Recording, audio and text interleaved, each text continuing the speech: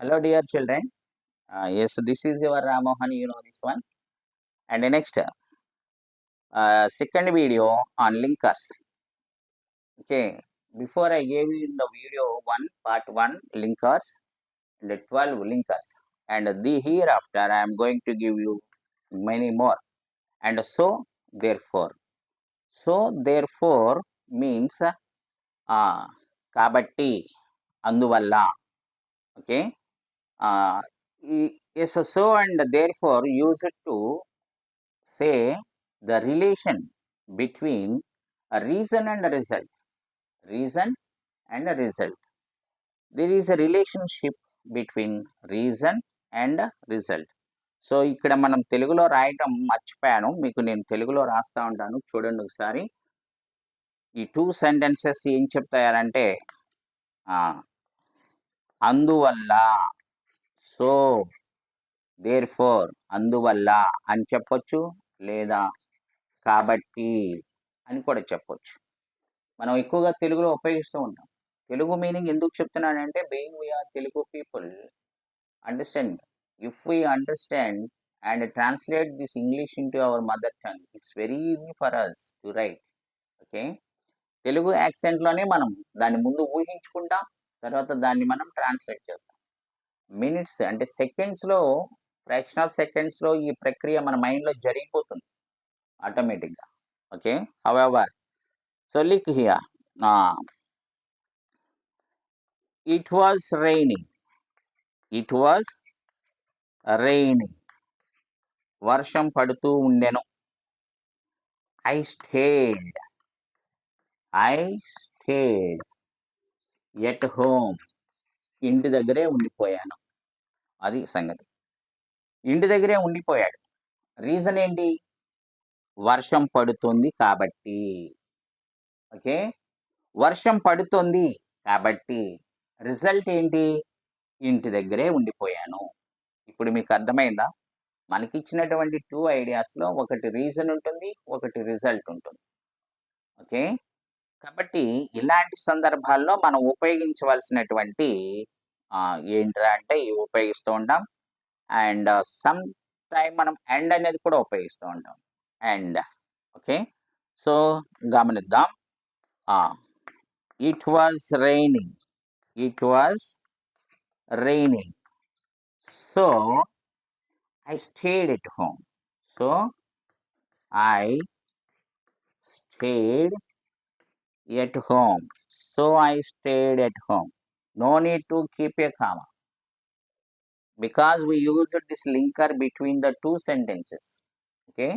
Now, secondly, we can write therefore. Kabatti. It was raining. It was raining. Therefore, kabatti, I stayed at home. At home. And you can write this here. It was raining and I stayed at home. And I stayed at home. Okay, right. ఇక్కడ మీరు different, ఇందాక చెప్పినట్టు sir ఈ sentences I stayed at home, so it was raining. ఒకసారి గమనించండి. First ఈ sentence రాసామనుకోండి, result ఇక్కడ 2 sentences క్లియర్గా కనబడుతున్నాయి. One is reason and one is result.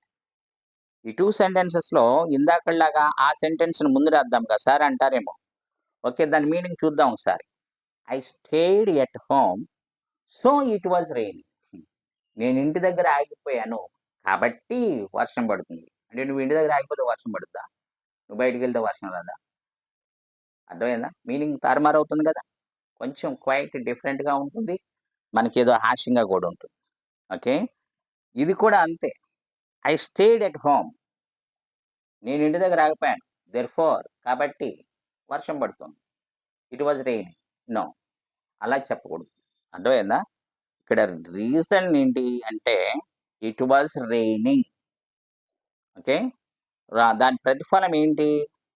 ప్రతిఫలానికి, రీజన్‌కి మధ్యలో మనం ఇవి ఉపయోగించడం జరుగుతుంది. గుర్తుపెట్టుకోవాలి. So, I stayed at home ప్రతిఫలంగా ఇంటి దగ్గర ఆగిపోయాను. కాబట్టి ఇంటి దగ్గర ఆగిపోయాను. Okay. Next it was raining therefore I stayed at home. మనం అప్పుడప్పుడు అండ్ కూడా ఉపయోగించొచ్చు. Okay. And I stayed at home. కాబట్టి మరియు నేను ఇంటి దగ్గర ఆగిపోయాను. వర్షం పడుతుంది మరియు నేను ఇంటి దగ్గర ఆగిపోయాను. అర్థమవుతుందా? వర్షంలో బయటకి వెళ్ళాం కాబట్టి మీరు అలా కూడా రాసుకోవచ్చు. ఓకే. Next one. ఇంకా మనం ఈ మధ్యలో ఉపయోగించేది ఏముందిరా అంటే హ్మ్. As, since,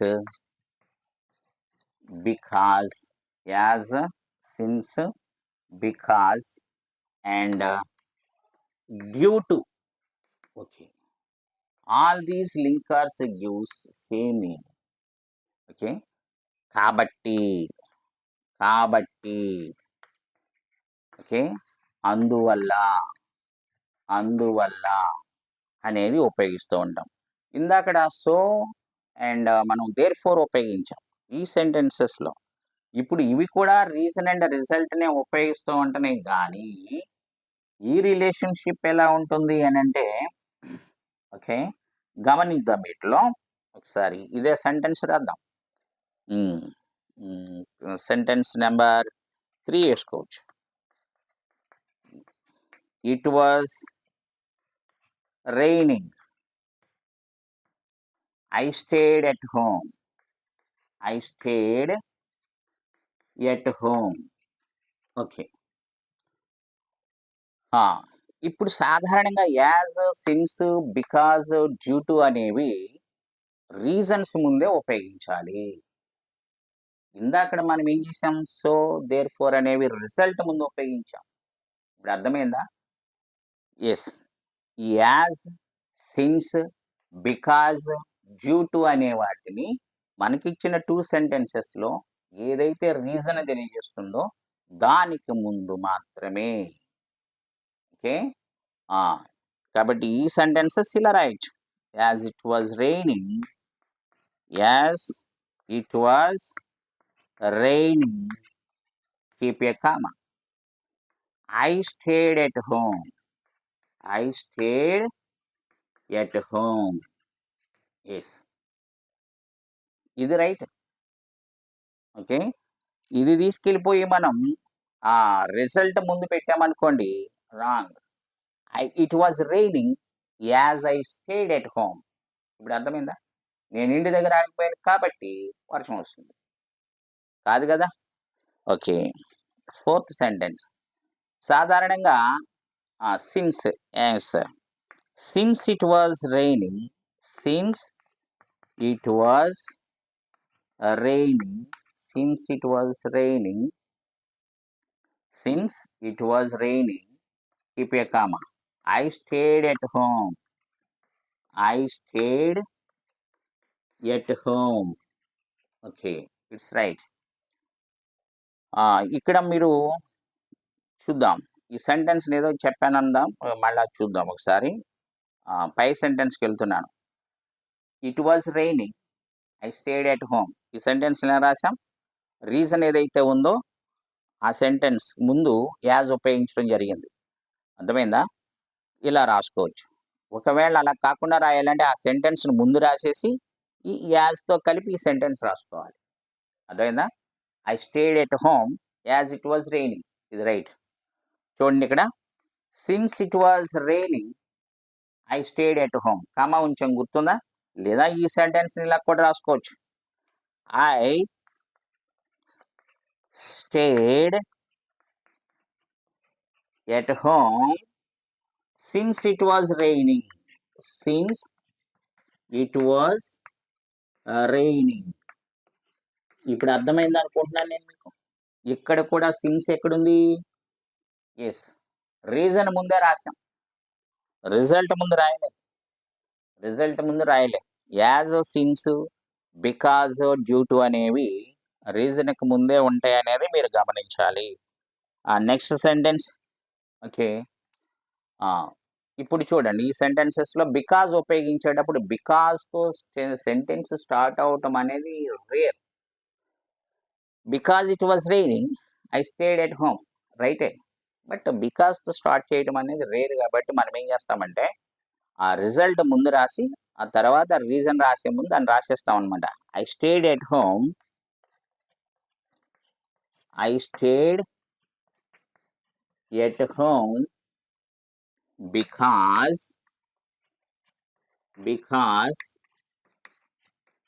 it was raining, because it was raining.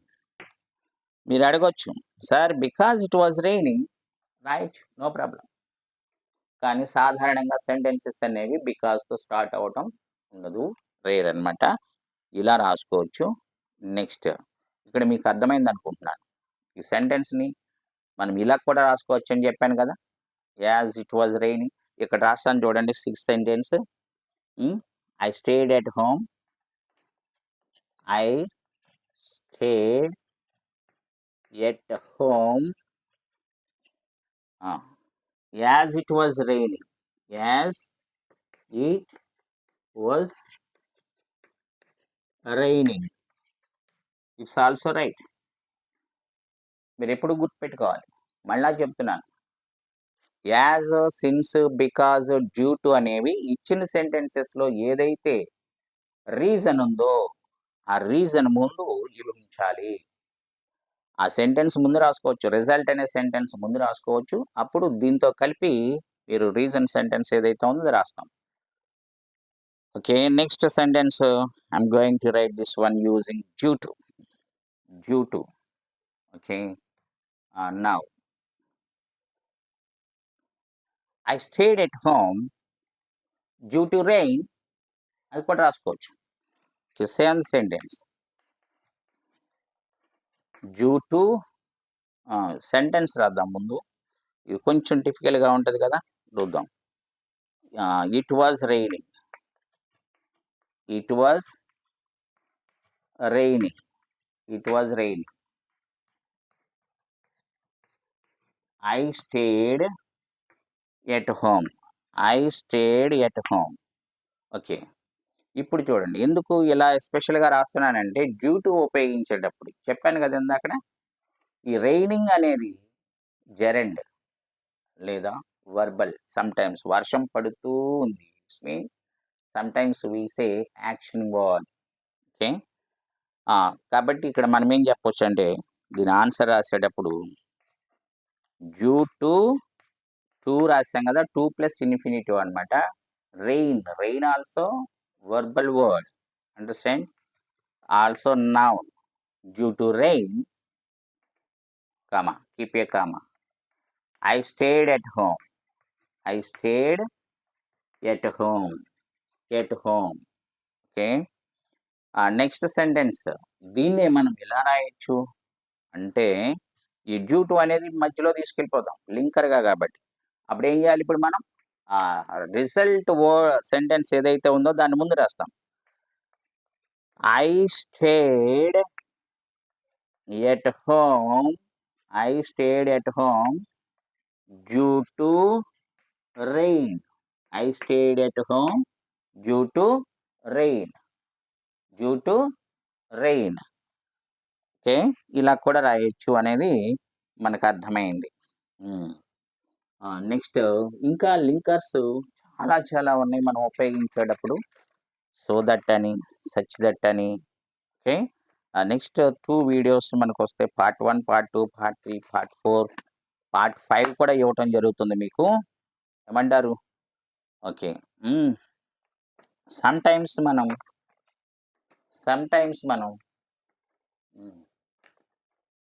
15 minutes అయింది.